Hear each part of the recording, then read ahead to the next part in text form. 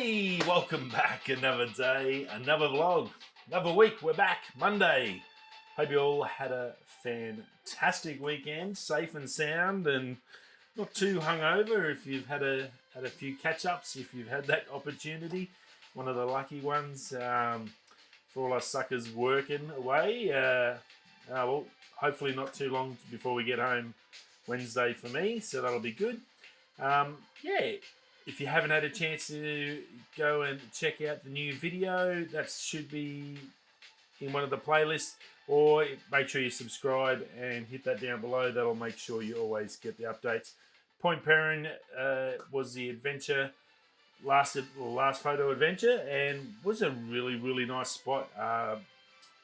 Just out of Rockingham. It's near it. There's a Navy base next to it with a big bridge that goes off. But the water was just spectacularly clear. Some awesome rock formations. Got a chance to do Pano Milky Way over the ocean. Come up pretty good. I think the more and more I do it, sometimes I try not to, I guess, overdo the photos as much as I can with the Astro. It's hard to sort of get them with that little, the M50's fantastic and the lens is great, but it's just don't have that full frame sense of quality. It's sort of every time I do it now, it's like, yeah, more and more I do it. Yeah, I'd really love a full frame one to do that could handle it. Would be very cool, but maybe one day we'll get there. But it was super stoked with how it came out. It was awesome. Want to definitely get back there in the daytime and check it out. So somewhere to good. Little bit of stuff happening in the tech over the weekend. We'll get into that as well. But other than that, if you just a friendly reminder, I think the road comp's still going, the road reel. If you haven't voted for that, please shoot over the road reel, and I'll chuck the link in this one as well below for you to go and suss that out for us. That'd be much appreciated. Give us a vote if you haven't done it already. That would be very cool. Okie dokie, let's get on with it. There's the Xbox X leaked the unboxing basically. We all sort of know the form factor. We've seen the shells of the units come out, but somehow someone got hold of an actual unit out of a warehouse somewhere, full unit, and did a full unboxing. Now there was a few questions raised. Lou was talking about this over on Lou later. Raised on whether it was actually legitimate. Some of the paperwork didn't look neat and tidy. That when he did unbox it, but look at like the boxing. If it was a dodgy one, it was like they've spent a lot of money just to get views. I'm pretty sure this is just someone. There's been warehouses somewhere. Someone's flogged one, got it to someone, then sold it. And then sold it on, and then this person's got hold of it and unboxed it. So, look, good on them. It's all about getting you first, I guess, in it with the unboxings. It's huge business on YouTube, unboxing the latest gear and being the first one to get your video up so people will view it. It's a massive thing. I think actually my best video, or one of my best videos, is the Calcutta DC. I was one of the first ones to get it outside Japan. When they released it a couple of years ago, and I did my video, and I think I've got like 8,000 or 9,000 views on that, and look, I'm pretty happy with it. I love that reel. It was fantastic. So I do understand the value of getting that getting it first and getting it out. That's pretty important. This guy's way ahead of the curve. A month, it's still got a couple of weeks before it actually gets released. So good on him, and everyone's now seeing what they're going to get in the box. It has been unboxed. YouTube YouTube are looking into the fact that to add shopping to the network, I guess. Basically, their opinion is that they've got everyone coming to watch the content. They're putting ads up everywhere to go to Amazon, affiliate links to go to Amazon, all this stuff directing people away from YouTube to shops to buy stuff. Why doesn't Google create their own marketplace or shop or Amazon style store so you can come and put your products with Google in their warehouses and then they sell them much along the lines of Amazon in that same sort of program. They've got 2 billion customers watching daily, so it's not as silly as it sounds, and I think you're probably not going to be far away, maybe 12 months to 2 years before you see them implement this. I wouldn't be surprised they start looking at ways to get warehouses and then start advertising for people to start selling with them through similar sort of means as you do with Amazon. Hopefully it's easy, because I know when I tried to set mine up for Amazon, it was just, as an Australian trying to do it in the States, it was a pain in the butt. There's so many steps you got to get through and hurdles. Barcode, from trying to get applying and paying for a barcode, having to pack it yourself, ship it from China to Australia just so you can pack it yourself to comply with Amazon's rules. You see the ads and they go, "Oh, you just sell stuff. It's so easy. I'm on an island. I don't do nothing." It ain't that easy. Trust me. I've tried to do it, and there's actually a lot of steps if you're selling your own products and doing it, and you've got to comply to their rules, and they charge you accordingly. It's you're definitely not super massive profits daily, unless you just buy the generic stuff that everyone's got that's already pre-done, just ready for Amazon. But then you're competing against thousands. So just be aware of that. So I think Google will go really, really well in regards to this. As I said, they've got control of the platform. It's easy for them to advertise on their own platform and have their own shop. They can give themselves priority. And yeah, look, as long as I guess the people getting the affiliate things, if they have a similar, I was trying to speak English, similar affiliate program to Amazon, and maybe up it a bit, I'm sure they'll get a lot of people pushing it that way. And if they can then make their affiliate links easy to whack on, so it's like set in and doesn't take up your space for your writing, that would be cool. I've said that a couple of times in emails to them, that they need some sort of just generic affiliate link spot so we can just add them so it automatically just puts in there and you don't have to worry about adding it into our stuff. So that would be cool. Rightio, DJI. We've got another release from DJI coming on October 20th. So what's today? 19th. Tomorrow, so I'm assuming it'll be the 21st, so probably Wednesday. Rumours, the couple of little pictures, and it's all about going into your handbag or going in a bag and pulling something out. Look, I'm pretty sure it was the Osmo Pocket 2.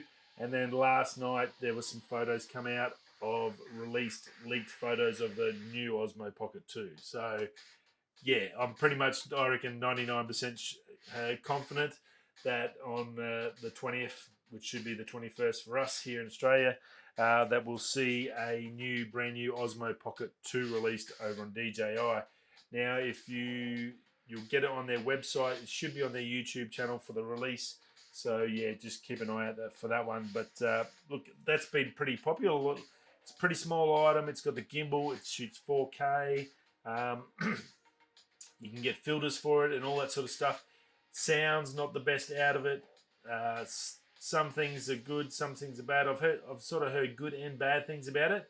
I haven't heard terrible things about it, so it's a good item. The video coming out of it is really good.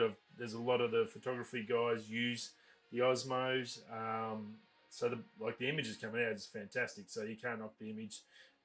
Very, very good in that regard. So be interesting to see where they go and what this can do. That market's really tight. I'm looking at using my new phone because I have to try to upgrade the phone to a 12, and I've gone the Pro just for the fact that going to use that to film, so I can use the M50 to just do photography stuff, and then use my phone as a video camera type scenario. That's my plan. And the other options are stuff like the Osmo and that, and how they're all going to fit in once the Apple iPhone goes waterproof and becomes basically as good as or as equivalent to level as a GoPro. It's going to be really, really interesting. So we'll see what they do with that one. Now, Oculus over the weekend, the Oculus headsets, there was some info about that. How a heap of people that have bought them got blocked from using their devices because they didn't have a Facebook account. Facebook bought out the Oculus company a while back and now belongs to Facebook. And apparently, if you've buy this and you don't have a Facebook account or you refuse to have a Facebook account, well, you're not going to be able to use your hardware, which is just bloody crazy. Yeah, but that's Facebook. So just be aware if you have been looking for that. They've even had some issues locked out and lockouts and stuff like that. And yeah, it's not all roses over there with the Oculus and the new launch. Apparently the equipment's amazing. It's just dealing with Facebook. As most people know, it's not the best thing in the world. Apple event. The Jon Prosser said over the weekend on Twitter that a new Apple event should be November the 17th and then what we're going to get.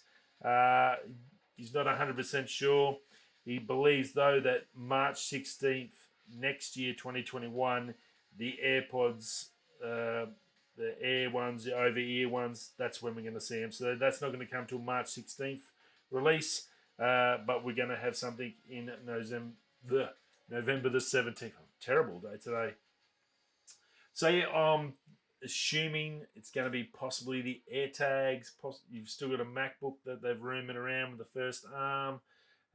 What else? Maybe some other different headphones, iPads.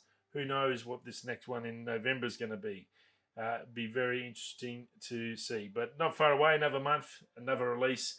We normally just have Techtober. It looks like it's going to be Techtember. A late one for just before Christmas, that last grab to get your money off you and put it under the tree. But so that'll be pretty cool. I think those AirTags may be ready to launch. I think they're not far off. Maybe some other stuff. I'm not quite sure now where you go with Apple because they've had that many launches and what you do think's coming is not coming, and yeah, it's just too hard to guess at the moment, I think. I'm sure we'll find out in the next couple of weeks, and I'll keep you up to date. Rightio, Carl Pay, if you've heard of OnePlus, the OnePlus Nord, many times I've mentioned how big a launch that was. It went really well. They've had the 8T out. That's just been released in the last couple of days. Look, doing really well. It was a startup. Carl Pay was one of the original founders.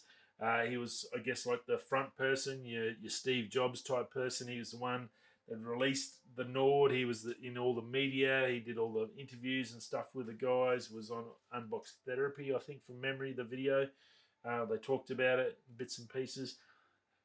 Look, pretty influential dude in that regards, and he's left the company over the weekend, just basically shut up shop, gone, packed up, and the only information we have is he is off to start up another hardware company, another hardware project. He's going to do his own startup by himself. I guess it must be pretty hard for these guys that have created something so big, and then you get to the point and you see it sort of blossom and achieve everything, and then what are you going to do? Just sit there and just run a business now? And they're obviously very much into the idea of creating and making something from nothing, which he's done and did that with his friends. So that was amazing. And I think it's more so for him. It's like, well, yeah, I've done that with that. Now I can go. I've got the money now. I'm sure he'll be taking a fair pack of cash with him. He can go and do exactly what he wants, build his own company, do whatever he wants with his money, and then he's like, it's his company and he owns the whole lot and he can do whatever, and it gives him that creative freedom and he can just build and design stuff. I mean, Dyson does it. He's been doing it for how many years, and like it's his company and he's basically an inventor and just invent stuff and do stuff. I can't ever imagine that like Sir Dyson would be sitting there worrying about what are we going to do with the finances this month. That's someone else. You want to run the business, you pay someone to run the business. I'm here to make stuff. So, and I think this would be the similar sort of thing. OnePlus is now a big company. It's doing the things. It's going to be a little bit stagnant for a creative type person, I guess. John Ivey left Apple. You wouldn't have ever thought about that, and he went to do his own thing, and that's what I think creative people need, that able to express themselves and do their own things, I think, more so than money now after a while. So very interesting, but it'll be interesting to see how the company reacts to that and where it goes in the next 12 months. And interesting to see what he comes out to bring next. They did say hardware, so whether he might be bringing another phone or something else, whether that'll be competitive, I'm not sure. We'll hear more about it as we go.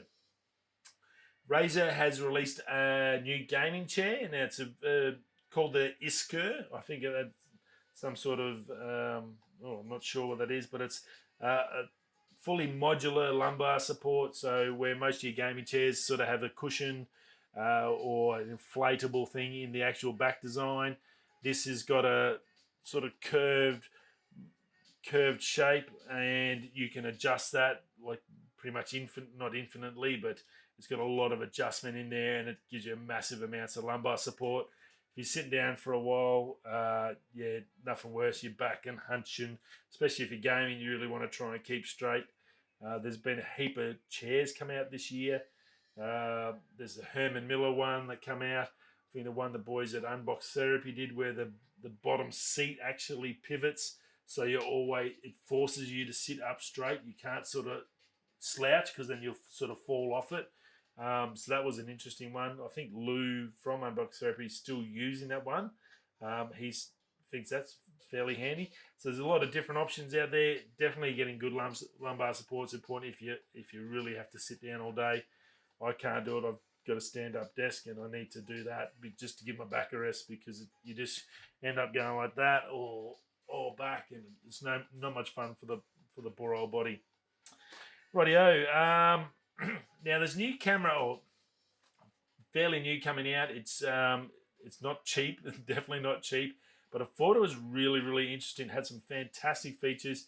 It's called the Wave, and it's a tiny, super tiny camera, a high-speed camera. Now this thing is really, really cool. It's from Firefly Systems. They do a lot of drone work and stuff for the movie industry and bits and pieces like that. So it's a $10,000 camera. So I'll just put that out there now. I don't want you to go, oh, the specs are amazing. How can I get one? So you're looking at least 15,000 Australian dollars for this thing. But it only weighs, I think it's like 716 grams. So probably the size of a little mirrorless camera like the M50. You can get this amazing camera. Super 35 sensor, 4K, 4K 420 frames a second. It'll do 4K. 2K, it'll go up to 1440 frames per second. It's got an inbuilt 2 terabyte NVMe SSD storage and unlimited recording time. So you can just fill that 2 terabyte up non-stop. Never runs out. Just boom, go, record. 35 millimeter clip length, so it'll do 35 minutes and then make another section in your video. USB-C port, and it's got the 5 gigabyte connection rate speed, so it's a high speed USB, so you can offload that data, so that's really important. It's got the Movi Pro integration, so you can operate this thing from 2,500 feet away. So what's that? Probably roughly about a kilometre away. So that's pretty cool. Obviously, they're using this a fair bit on the drones. They've developed it with the Movi platform, and those people that are in that company are this is one of their projects. So very, very cool in that regards. It's got a 1.5 hour runtime, so look, you're definitely going to be able to get what you need in there. It's running an E-mount. They say they went the E-mount because it had the smallest flange distance, and it's basically adaptable up to PL mounts, EF mounts. There's a whole range. It will do the red lenses as well, so it's pretty much got you covered on that. It does have a max setting for the high speed. So your pixels drop down below 2K, it goes to 2048 by 128, but it'll do 9,259 frames a second. How cool would that be? Super, super crazy. Global shutter, so you get no rolling shutter. That's all awesome. Now that's on pre-order now, $9,995 US. It's going to be released. You'll be able to get it fully. There is some pre-orders now that you can sort of get, but I think they're all gone. It's already sold out, all the pre-order stuff.